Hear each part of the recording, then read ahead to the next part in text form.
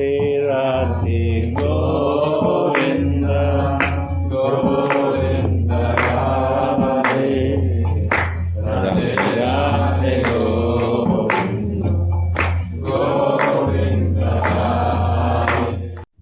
Jai Shri Radhe, Jai Radha Mohan, Jai Gurudev. Yeah. On Gurudev's instructions and by his mercy, we continue our study of the Manah Shiksha by Raghunath Das Goswami with the nectar commentary by Ananta Das Babaji. And today I need extra mercy because I just inhaled a carrot into my lungs and I'm still trying to cough it out. So my voice is a bit strange. Last time we completed the first and the longest of the 11 teachings for the mind. And this was maybe the sweetest of the teachings for the mind as well, because it does two very special things. First, it says, it prays, Raghunath Das Goswami prays that we should speak kindly and lovingly to the mind. He addresses his own mind as his brother. And he says, I hold the feet of my mind. So I bow down to my mind. I give it respect. I give it love. I give it care. So the message was that the mind should not be regarded as an enemy, as something evil or dirty or sinful, and that we should all renounce all mental activity and only dwell in spiritual consciousness. It's saying that the mind can and should be a helper on our spiritual path, a helper for all of us devotees who are on the way, but not arrived, on the way of our spiritual evolution, of finding and understanding our spiritual identity, our svarup, finding out who we are as souls. And this thing comes back today when we talk about the second teaching, because there's much discussion about the relationship between the things the mind does and the things that spiritual consciousness does. The second part of the first teaching was then a prayer from Raghunath that the mind should develop love for 7 things. Please develop love for these 7 things. And the 7 things were Guru, Braj, other devotees, the Brahman, the Brahmanas, the mantra, the holy name, and finally, the loving couple. And last time we had focused on the last 4, starting with the Brahmanas. And by the time we completed the list of 7 objects of love, it started to become clear that by loving all these things, if the mind succeeds in loving all these wonderful parts of devotional practice, all 7 parts, then the mind is no longer mind. Then the mind has become soul. So in a way, the realization from these first, this is 6th time, so the first 5 classes, was that by developing love for all the subjects that are interesting for us in bhakti, we actually arrive at our swarup. That indeed loving these things is the same as being in our soul consciousness. The first teaching was then about these 7 themes, 7 objects that the mind should develop love for, that the mind should focus its love upon. The second teaching, the second shiksha, is about the activities of the bhakta on the spiritual path. How do we experience the mind and how do we experience the soul together in our spiritual practice? Here's the verses in translation. O mind, don't follow any of the religious or irreligious paths which are prescribed or forbidden by the Vedas, intently worship Radha and Krishna in Vraj. Know that the son of Mother Shachi, who is Sri Chaitanya Mahaprabhu, is the son of the king of Dandishvara, who is Krishna, and that the best of spiritual teachers is dear to Lord Mukunda. Well, this instruction has two parts, doesn't it? Let's look at the first part. It says, "O mind, don't follow any of the religious or irreligious paths which are prescribed or forbidden by the Vedas."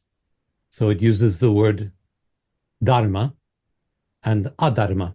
So dharma is religious norms, and adharma is unreligious norms, the rules and regulations of religious culture, and then the things that are not part of rules and regulation of religious culture.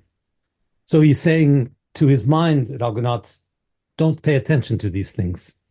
Don't follow these things. Instead, intently worship Radha and Krishna in Braj. He says this because Bhakti Yoga, devotional practice, begins not with the religious or irreligious rules, but with spontaneous feeling, with wanting, with greed. And it comes from the realization that the Raghunath has, and that we all can easily get, that no instructions, no doctrines can cause this feeling. I remember from my childhood an episode where I was with my uncle and he'd bought me an ice cream. I know there's a lot of ice cream in my teaching. He bought me an ice cream and I was uncareful and I dropped the ice cream in the ground. And I cried, and I cried, and I cried. And my uncle became frustrated with me and he said, "Be happy, be happy." So he commanded me to have a feeling. He commanded me to have an emotion. And this was about as absurd and foolish as anything I can imagine.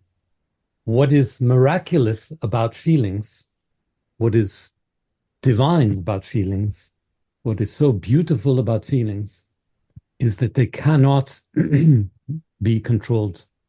They cannot be commanded. They come from a place which is not in laws and rules and regulations. Yes, we can use our minds to hurt someone by saying something unkind, but the source of this emotion is somewhere else. So no instruction, no religious idea, no religious fear can inspire feeling. This is the first realization here. So Raghunath Das says, don't follow any religious or irreligious paths as prescribed by the Vedas. He says, don't follow these things that the Vedas tell us because they cannot give you authentic experience. And this is the miracle of Bhakti Yoga, that instead of worshipping a king or a tyrant or a dictator, which is nothing religious at all, we bhaktas glorify the indescribable, mysterious, divine origin of the meaning of life, which is emotion, feeling. And that's the second part of this first sentence. He says, "O mind, don't follow any of the religious or irreligious paths which are prescribed or forbidden by the Vedas. Instead, intently worship Radha and Krishna in Braj." And here the word he uses in the verse is paricharyam, which means worship, yes, but it also means do service. Intently worship Radha and Krishna in Braj. So don't follow the law of the Vedas, worship Radha and Krishna. Now it may sound very strange to you, but the most important part of this sentence, worship Radha and Krishna, is the word in the middle, the and, Radha and Krishna in Braj. Because to worship Radha and Krishna means to worship their relation. And what is that relation? The highest love. To worship Radha and Krishna in Braj means to worship the love of God the lover for God the beloved. To worship, in other words, divine love, prem. It is not to follow new rules. Bhakti does not replace the Vedas with a new book with new rules. It's not to worship a new God. It's to worship the divine feeling that God can have for God. So bhakti is not about worshiping a wonderful, powerful, magical, knowledgeable, faraway deity sitting on a cloud or another planet. It's not to follow a new set of rules. It's to understand that the divine is loving itself. The divine is loving itself. And the highest level of loving itself is the loving of God, called Prem. This idea will be developed throughout the commentary by Babaji.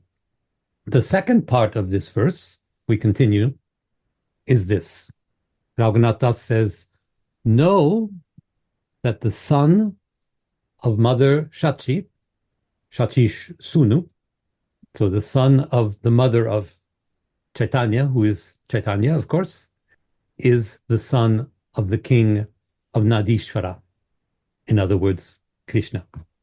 Nadishvara is the home of Nanda Maharaj, who is Krishna's foster father. So that's Krishna. Know that Chaitanya is Krishna. It's a very poetic way of saying, know that Chaitanya Mahaprabhu, this man who's appeared, is actually Krishna. And it's Krishna who's appeared as a devotee, both God and devotee in one. So that comes in the very last part of the verse. Know that the son of Mother Shachi is the son of the king of Nandishvara, and that the best of spiritual teachers, the Guru Varam, the best of all gurus, is dear to Lord Mukunda, is dear to Krishna. The best of the gurus is dear to Krishna. So this reminds us how important the guru is in bhakti. The guru is the link. The guru is the link, the relation, the connector for passing along the mood of this devotional service we're talking about. So Guru Kripa, the gift of the guru in opening this path for us, opening this path in our own consciousness, is absolutely necessary for its success in the practice of bhakti. By example, by teaching, the Guru shows us how to open our own hearts, just like his Guru showed him how to open his heart through compassion, through guidance. He reveals to us the qualities of our own heart, just like his Guru revealed to him the qualities of his heart, and so on and so forth. So the Guru is absolutely necessary in order to help us to find the meaning of our own Svarup. Yes, at a certain stage in our practice, we will meet together with Guru and Guru will describe our Svarup for us. But it is up to us to realize, to make that a reality for us, this Svarup, to become who we are in our constitutional position. There are many helpers for this, other devotees, other rasic teachers, and so on. But the most important one is the Guru. So the very, very big message in this teaching, the one is about the Vedas, that we don't need to focus on them. We need to focus on the relation between Radha and Krishna. And the second is about how the relation between Mahaprabhu and Krishna. Maybe a reminder about the Vedas. Many of senior devotees understand this already, but maybe a word about what the Vedas are and why we talk about them in this way. The Vedas are a collection of texts, texts that are written, but some that are non-written, and they're the foundation of Hinduism. And if I'm not wrong, I think they're the oldest written religious texts in the world. Veda comes from the word vid, which means knowledge. So the Vedas are the knowledge. And what's very special about the Vedas is that they're understood to be revealed in the hearts of those who wrote them down. So we don't have the figure of Moses who goes up the mountain and actually gets the book and comes back down. The Vedas are made present in the hearts of those who wrote them down.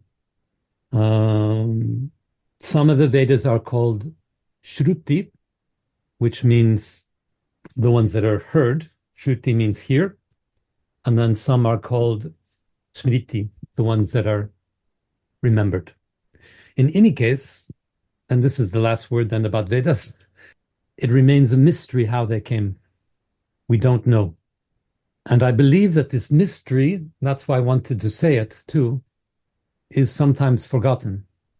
We sometimes think of the Vedas as the facts, as the laws. But actually, the Vedas would not have appeared without the mystery of them appearing in the hearts of those who wrote them down or remembered them. So there's something of the secret of bhakti, something of the secret of Raganuga bhakti in the fact that these truths, this knowledge, appeared without authority, without fear, without commands, without directions. And we don't know how they came or where they came or even when they came. So Raganuga Bhakti is building on the idea that truth appears in the heart. And the only truth there is truth that comes through our devotional relation to that truth. And there's something of that in the deep history of the Vedas. Maybe we'll talk about it another time. It's not our subject today. Another little reminder for the beginners of what Raganuga Bhakti is. The word Raganuga has two parts, as you can hear, Rag and Anuga. Rag means passionate emotion, deep, passionate attachment, passionate love. And Anuga means to follow. So Raganuga means following something only by means of love, the strongest love, the most passionate love. And then, of course, bhakti means devotion. So Raganuga bhakti means devotional service that grows out of intense and passionate following of loving emotions. Okay, now I'll be quiet and we'll listen to what Anandadas Babaji says about this verse. He says, Srimad Raghunathas Goswami instructs the aspiring devotees of the world in some of the compulsory duties of pure Raganuga Bhakti, and in the science of devotion on the pretext of instructing his own mind. Let's not forget that he's talking to his own mind in this book. And you might remember last week, Babaji commented that he is writing this way, Raghunath Das Goswami, even though his mind is perfectly evolved and he's a Siddha Deha, he's a Siddha, a perfectly evolved soul. So he doesn't need to speak to his mind, but he's speaking to his mind as though he did, so that we could learn what his mind needs to see. So Babaji continues and says, the Vedic scriptures are vast, and according to the eligibility of the many different human beings, there are different instructions in them on fruitive activities, wisdom, and devotional service. So the Vedas are full of many, many things, many stories, many beautiful leelas, but they're also full of instructions. about how we should carry out our spiritual practice. And these are, Babaji is saying, these are adapted to the position of the different practitioners. So those who are more advanced in their practice receive instruction that is more advanced. Those who are less advanced receive instruction that is less advanced. But what's important to remember is that these instructions are very concrete, and they're instructions about material activities, about things to know, about practices to carry out, about places to go, about how to act, and so on and so forth. This is the quality of Vaidhi bhakti, of practice, religious practice, bhakti based on rules and regulations that are concrete and material. This is not in itself bad. We like to make the Vaidhi bhakti, the bhakti of rules and regulations, and the Raganuga bhakti, the bhakti of following passionate emotion. We sometimes like to make these as enemies, but this is wrong. And Babaji, I think, now is going to explain this, and he's explained it elsewhere as well. We can advance by doing rites and rituals and rules and regulations. We can advance in our spiritual consciousness, even though we cannot advance to the final goal.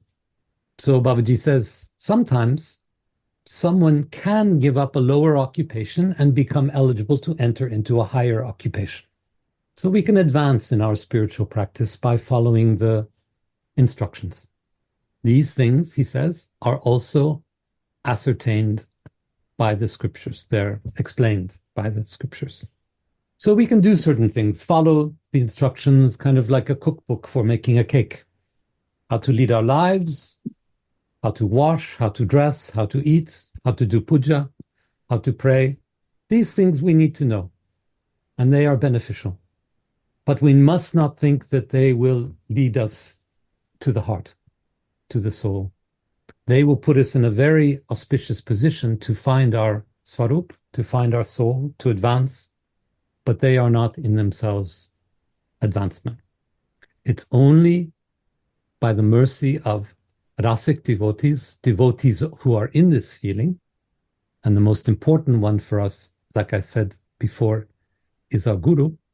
It's by the mercy of rasic devotees that we can share in these feelings, not by instruction, but by absorbing the mood, by being with them, by hearing them, by seeing them, observing them. We can find our way to our own feelings, to our own, the emotions that organize our own soul, our own heart. So Raganuga Bhakti is Bhakti of the heart, Bhakti of feelings, Bhakti of relation to the divine through feelings, but it stands very nicely on the shoulders of many concrete practices which can help us to reach these feelings. So before we forget what this little book is about, the Manah Shiksha, it's lessons to the mind. And remember, it's the mind who carries out these concrete practices. Eating correctly, observing Ekadashi, doing puja, praying correctly, and so on. These are practices understood by the mind and carried out through the mind with the goal of bringing us closer to the soul. So again, Manah Shiksha is a little book speaking to the mind, but it's speaking to the mind about the soul. That's what's so very sweet about it. It's speaking to the mind. It's someone speaking to the mind from the place of the soul.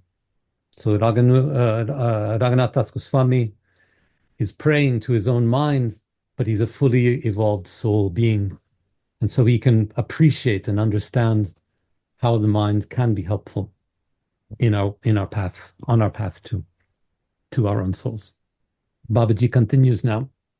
If by some inconceivable fortune one attains the mercy and the association of a great saint, one may gain faith in the process of hearing and chanting about the Lord and develop a liking for it. So an atheist can go to class and listen. An atheist can sit with japa and chant, but it's through developing a taste for these things that we advance. And Babaji uses this very nice word, inconceivable, not just to say that don't try to understand it, but to say that it's miraculous precisely because it gives us meaning without rationality. We cannot think it. It's not part of the mind. If we could rationalize over God, which actually most people try to do, then you can be sure we're not talking about God. Then we're talking about something human and rational and mental. Spirituality begins where rationality ends. And we must not think that the world is only contained of rational things that we can understand with our little human brains. Of course, we have hints and signals every day that the universe is 1,000 times more than that.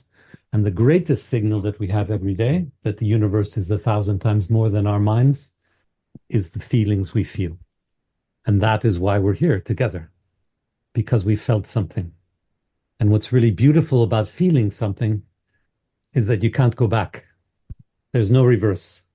We can think something and find out it's wrong and then drop it. So I look out the window and I think, it's nice, 23 degrees today. And I go outside and it's 10. I'll never think it's 23 again. But the feelings I have, the feelings that come to me when I taste my chocolate ice cream that I talk about all the time, the feelings that come to me, this will live forever. It's in the same family with the love of God, which always increases, never goes away, never decreases. Feelings always persist. Once you've had a feeling, it's there forever, which is why you and I are all lost souls, because we've had these feelings and now we can't go back. We have to keep meeting with each other, keep being together, keep advancing, and we will advance like that. It's like you've gotten a virus, the bhakti virus, and there's no getting rid of it now. Let's see. Babaji says, in this way, one will transcend the varnashrama system of the four social and spiritual orders, and the path of intellectual spiritual realization, jnana, and gain access to pure, faithful, devotional worship. I'll repeat. In this way, one will transcend the varnashrama system of the four social and spiritual orders and the path of intellectual spiritual realization, jnana, and gain access to pure, faithful, devotional worship. Well, there's a lot in this comment. First, this varnashrama system you might have heard of. It's two systems in one. It's the class system, the varna system, where there are four varnas, four classes, social classes: the Brahmins, the Kshatriyas, the Vaishyas, and the Shudras, the priests, the warriors, the merchants, and the workers. It's a system that's set in the Vedas. It's a system of rules and categories that are very strict and stiff.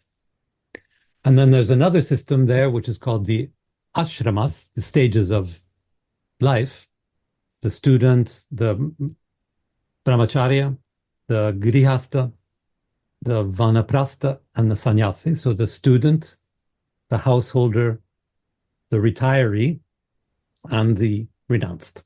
Also very stiff and inflexible categories that come from the Vedas. They're explained in the Vedas.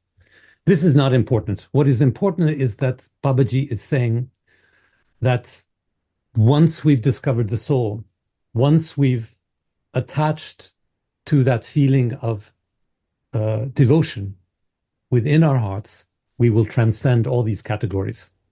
So we will transcend social classes, we will transcend the phases of life that are explained in the Vedas.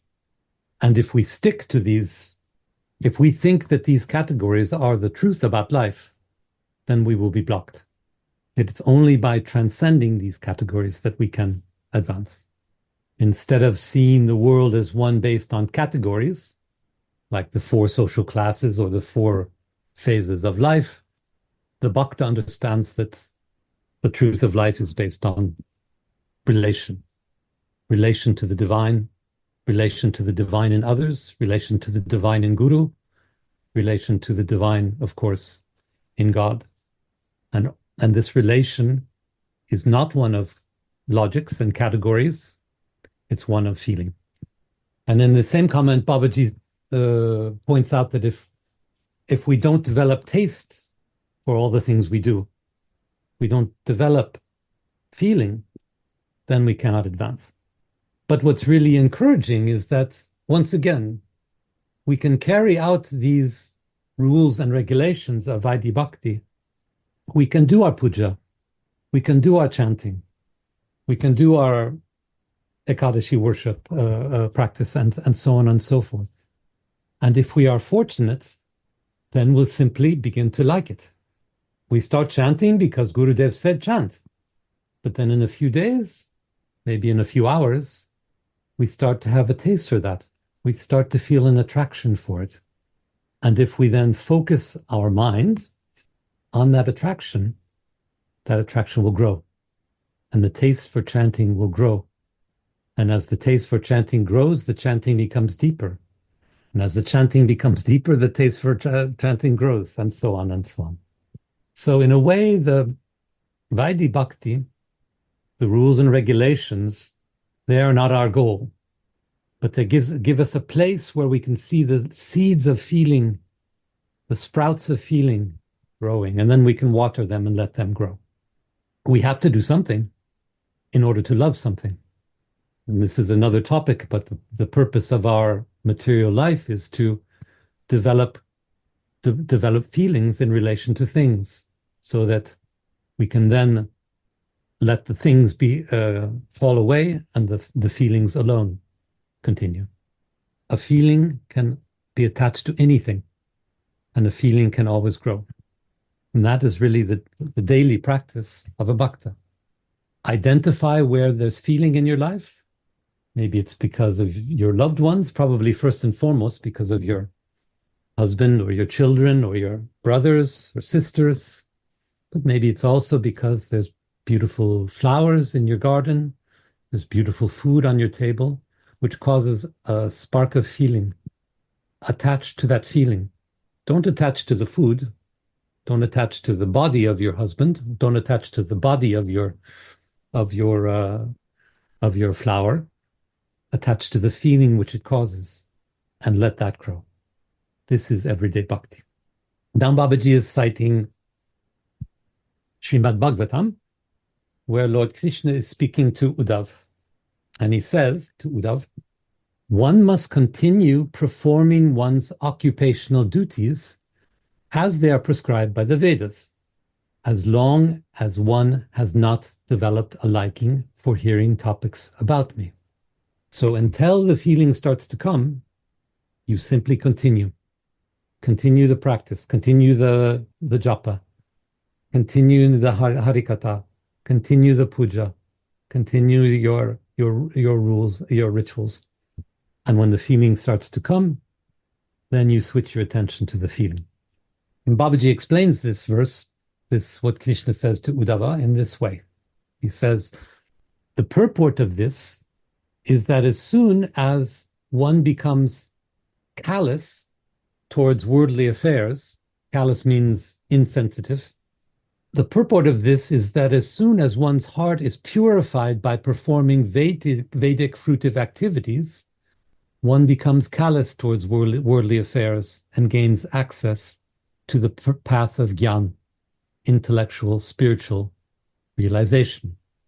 In other words, carrying out Vedic practices, the Vaidhi Bhakti practices, will slowly lead us to realization in the mind. We'll understand things. And this realization in the mind will let us continue more deeply into the heart. When we're ready, even the ideas in our mind will become more juicy, will become more attractive. And once again, our task is to attach our attention to that attractiveness, not to the words themselves that we're reading, but to the feeling that they provoke.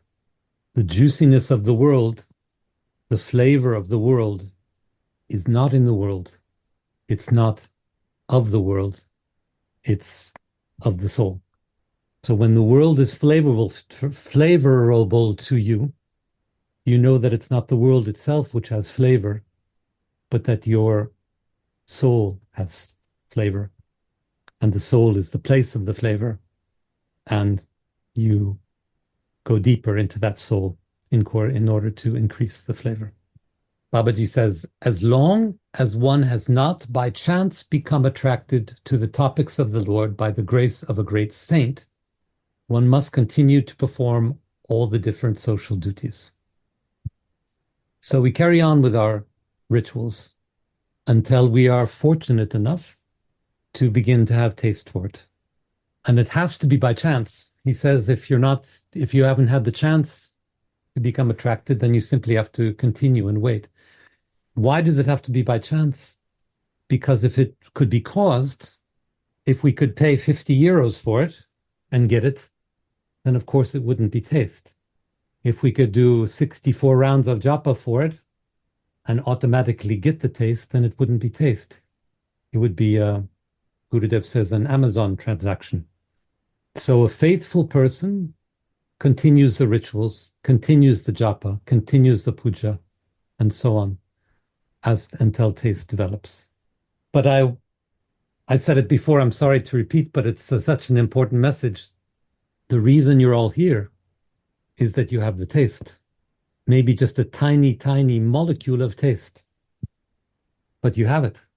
So it's a very good news story. You're already one of the fortunate just by tuning into the class. You already have felt this feeling. Your only challenge now is to make it grow. You have it. You are one of these lucky ones that Babaji is talking about. So always consider yourself very, very fortunate. And now go for it. And now Babaji is going to quote Bhagavatam again, and again to say, but in a different way, that there's no need for all these structures for the social classes, for the phases of life. They're really not necessary. And Babaji says, the Lord himself has instructed the world to give up the caste and ashrama system and to worship him instead. So I read this commentary and I was very excited to read the Bhagavatam verse that says this. So here's what it is. It's from the 11th canto, again, where Krishna is explaining to Uddhava. It goes like this. He is the best of all men who, having completely neglected all his duties, though prescribed by me, commanded by me, while knowing well the virtues of following them and the sins of not following them, worships me alone. Quite amazing. I repeat. He is the best of all men who, having completely neglected all his duties, even though they are prescribed by me, while knowing well the virtues of following them and the sins of not following them, worships me alone. So the one who worships me, who has a devotional relation to me, is the best of all men, even though he knows about the Vedas, he understands what they say, and he knows what the goods and bads are. If nonetheless someone gives devotional worship to me, then that's the best of all.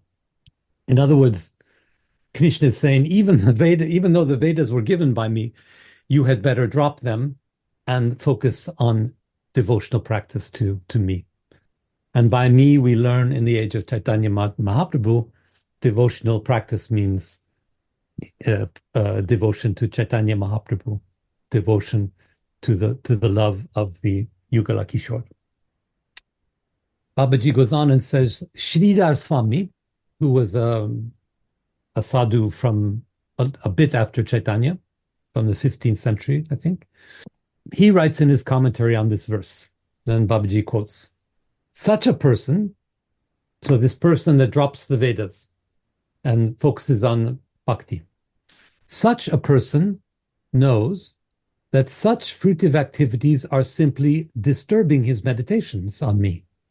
So he becomes firmly determined to give them up and engage in my devotional service. He does not give up the Vedic rules and regulations out of atheism or ignorance.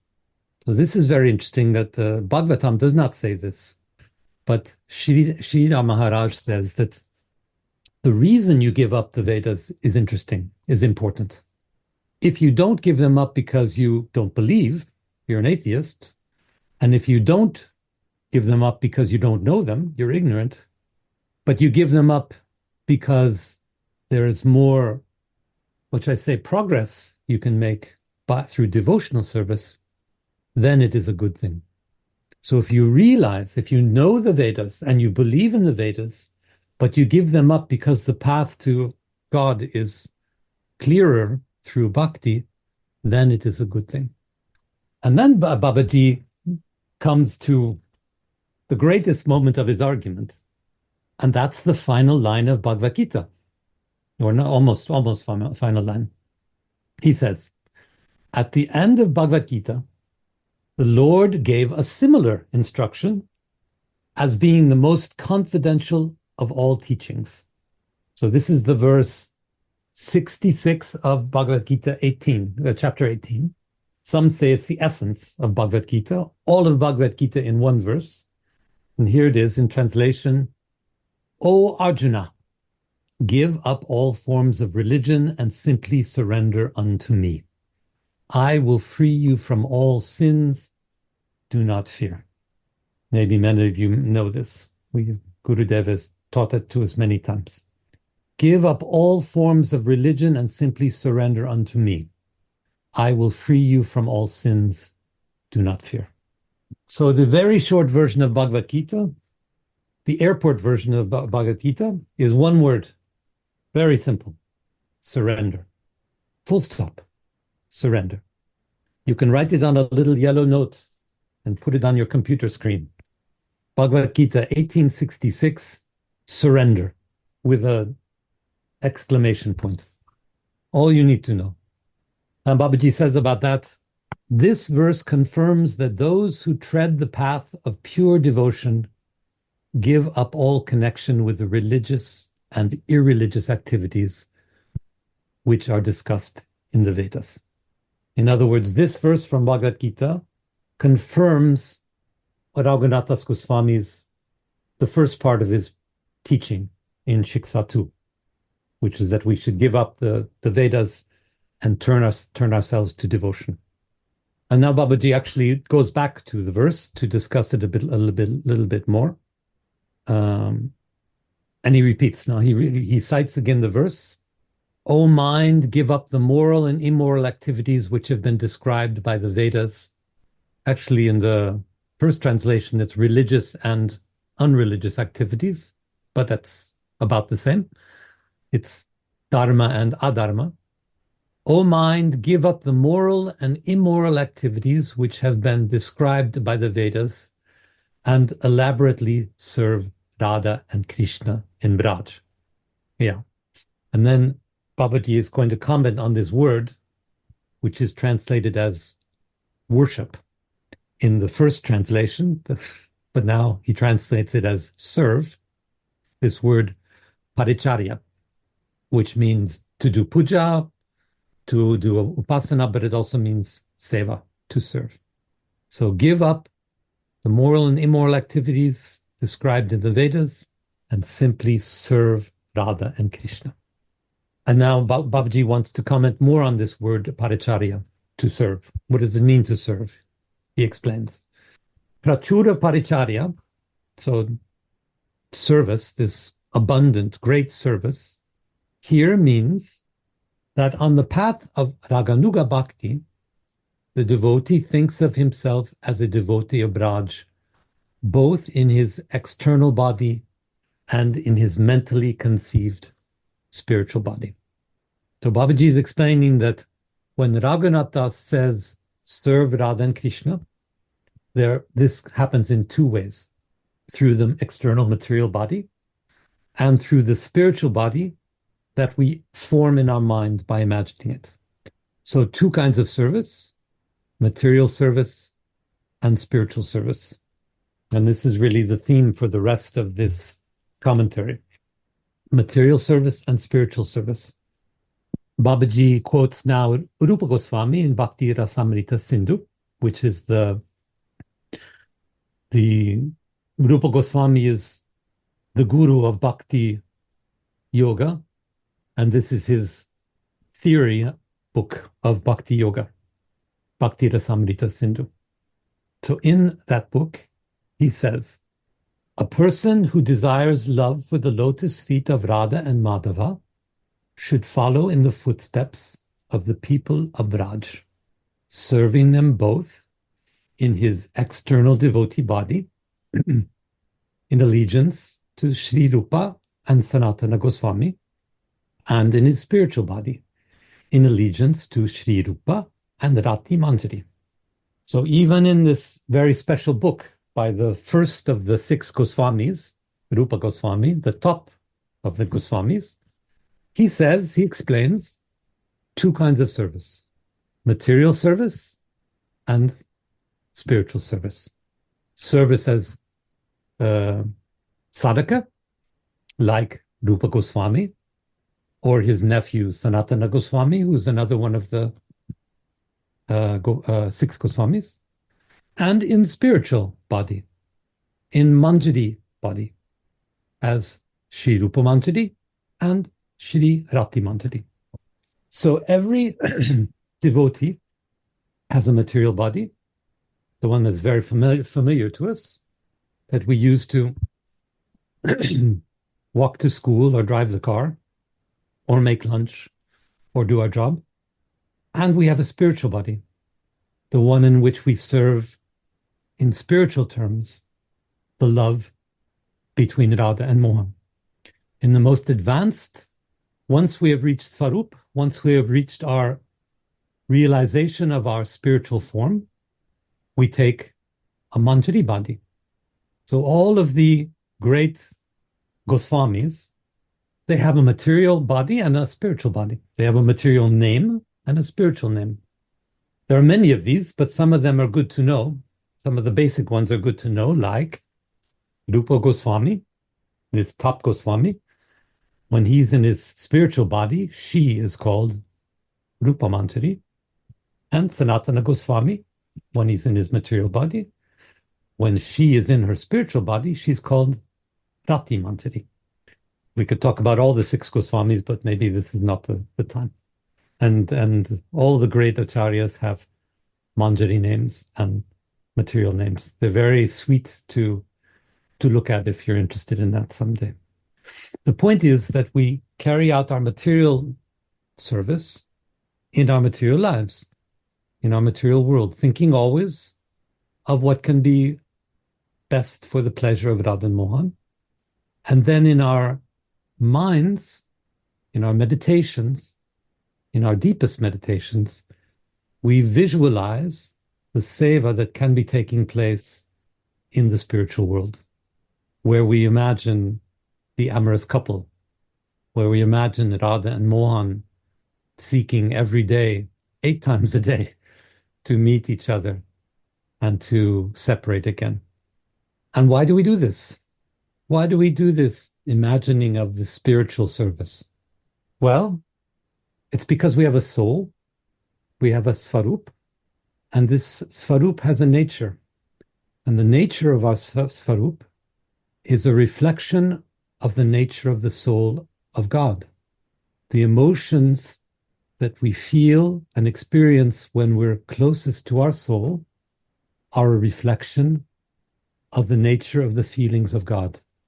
When we are tuning our minds into the pastimes, the ones that we read about in Vilapa Kusmanjari and Radha Rasa Sudhaniti and other books, when we tune our minds into these pastimes and imagine as much we can the feelings that are being felt, then we're tuning our souls into their divine nature.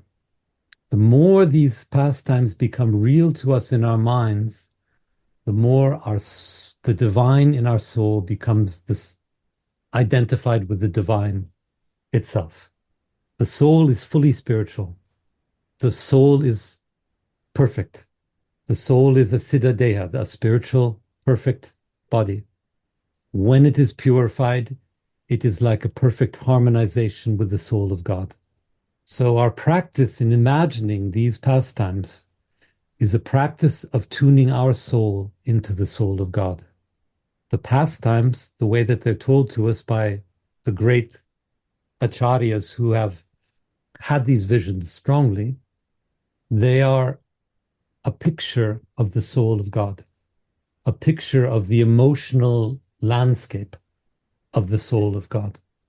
All the different colors and fragrances, all the different trees and plants and the landscape, the, the waters, the sounds, all of it is like one great expression or representation or picture of the soul of God.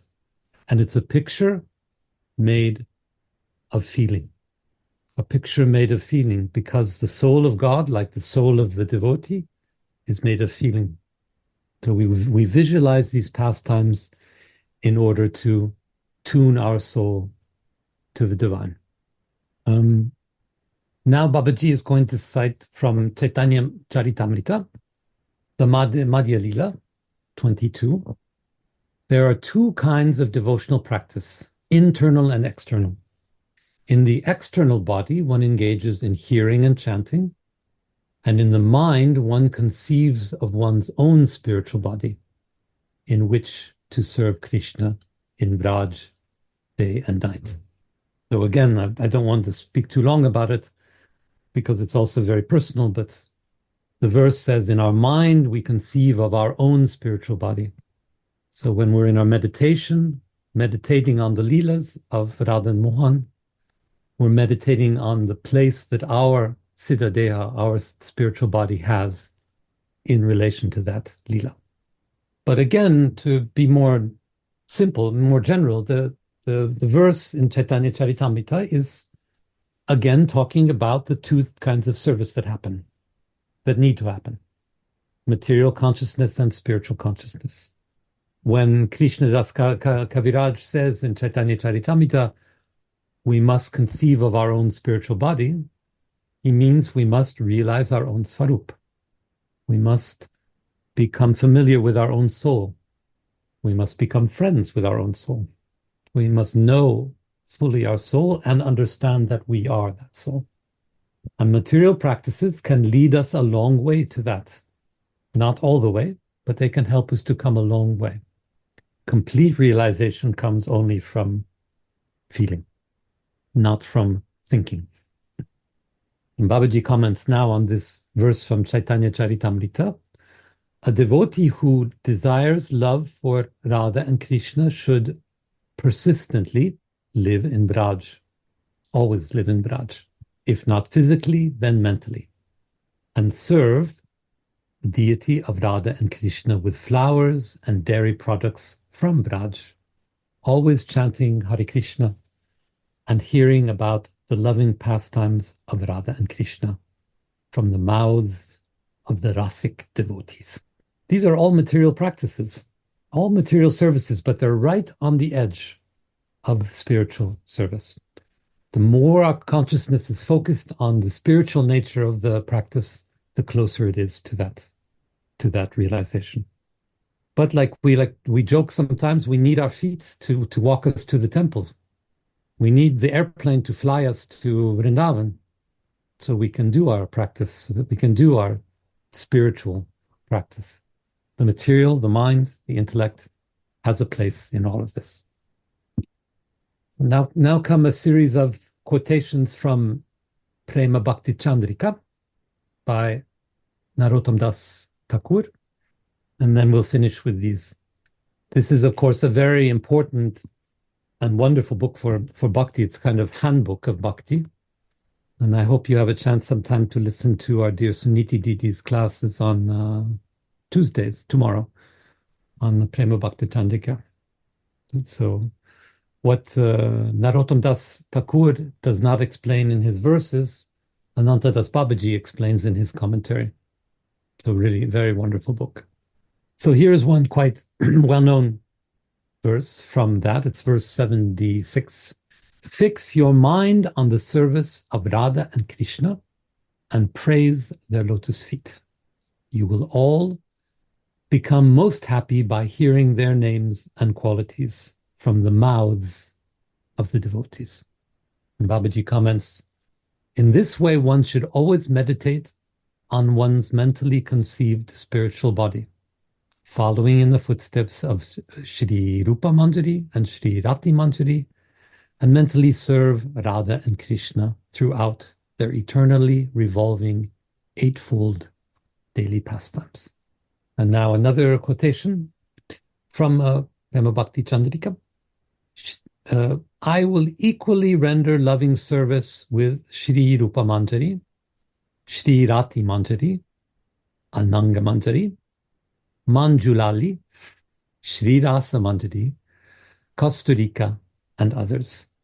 This is a list of different kinds of associates in the spiritual, in the Leelas, and they all correspond to a material Goswami. So we heard Rupa Manjari, who's the Manjari form of Rupa Goswami.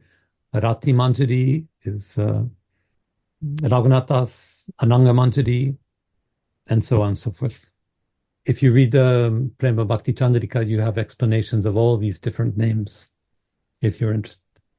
The verse continues, following in their footsteps, so the footsteps of all these manjaris, I will render loving service, and I will understand my duties simply on their hints.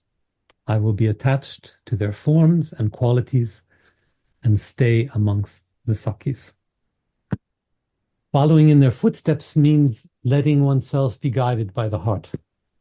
It doesn't say following their commands. It doesn't say following their laws. It doesn't mean that they tie a rope around me and pull me. Rather, I follow because of the desire of my heart. I'm guided by feeling. I'm guided by intuition. We continue with the quotation. The divine couple resides in Vrindavan and is always surrounded by their girlfriends. Let me serve them in rasik joy, understanding the appropriate time. When can I, on the indications of the Sakis, fan them and offer betel leaves to their moon-like faces? So it's the same kind of message. What is rasik joy? It's energy that comes from the heart. It's loving energy. It cannot be commanded. It cannot be demanded. It comes spontaneously from the heart. And the more pure that joy is, the more pure that feeling is, the more is our consciousness of our heart, the more is our consciousness of our own soul. The citation continues, I will also meditate on my service to the lotus feet of this divine couple, and I will always remain attached to this. Whatever the Raganuga devotee thinks of during his practice, he will get when he receives his Siddha body, his spiritual body. That is the way of Raganuga Bhakti. This is a very important and very interesting point, and I think I'll explain and then we'll stop there. Whatever the Raganuga devotee thinks of during his practice, he will get when he receives his Siddha body. This is the way of Raganuga Bhakti. This idea that somehow the mind and the heart determines reality is important in Indian thought, and it's crazy for Western thought. So for us Westerners, this should sound very strange. In the West, we have material reality. It's there, it exists, it's real, but we can have a spiritual experience of it. We can have perceptions of it that are based on feelings and emotional, but the material reality is what's real, and our experience of it is either correct or not correct. This is our Western idea of material reality. But in Eastern thought, as you may understand, in Hindu thought, in bhakti, it's not the material that is real. It's the spiritual that is real. It's not material that is real. Reality is spiritual. Everything that we take to be material is actually not real. So it's our spiritual experience of the world, which is the real experience. What is real flows from our spiritual consciousness. What is real is not the facts. What is real is what flows from our spiritual consciousness, our realization of the facts, what comes from our heart, what comes from our soul. There's a very famous quotation from Upanishads, Yad Bhavam Tad Bhavati. Yad Bhavam Tad Bhavati. Literally, it means as much as it is feeling, it becomes real. As is the feeling, so it becomes. Bhavati means to become. So as much as there's feeling, bhavam, there is becoming of the real. Reality is created by feelings. The quality of one's feeling creates one's reality, and the quality of one's feelings creates karma as well. And that's why it's often said, I think Prabhupada often said it, that the last thing we think before we leave the body is what we become in our next incarnation. The place of the state of our mind, the state of our consciousness when we leave the body, the moment of the soul leaving body, is frozen until our rebirth in the next incarnation. It's the mind that creates reality and not reality that creates the mind. And on that curious and I hope hopeful idea, we'll stop for today. It's very nice, beautiful. Jai Sri Radhe, Jai Gurudev. Very nice. Radhe Radhe